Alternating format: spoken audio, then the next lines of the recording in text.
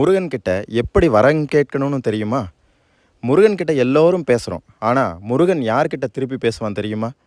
அவன்கிட்ட என்ன கேட்டால் அவன் பதில் சொல்லுவான்னு தெரியுமா? நீங்கள் அவன்கிட்ட போய் எனக்கு சொத்து வேணும், சுகம் வேணும், காசு வேணும், பணம் வேணும், பொன் வேணும், பொருள் வேணும் இப்படின்லாம் கேட்டிங்கன்னா கொடுப்பாங்க. கொடுக்க மாட்டான்னு சொல்லவே இல்லை.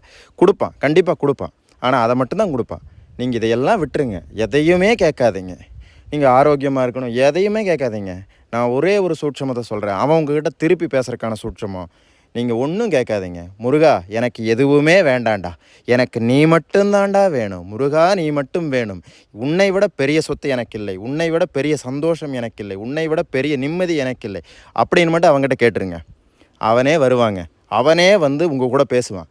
நீங்கள் என்ன குறைன்னு நீங்கள் அவங்ககிட்ட சொல்ல வேண்டியதே இல்லை. அவனே வந்து உங்கள் குறையெல்லாம் பார்த்து பார்த்து நிவர்த்தி பண்ணுவான். உங்கள் கூட பேசுவான். கண்டிப்பாக பேசுவான். சத்தியமாக சொல்கிறேன், பேசுவான்.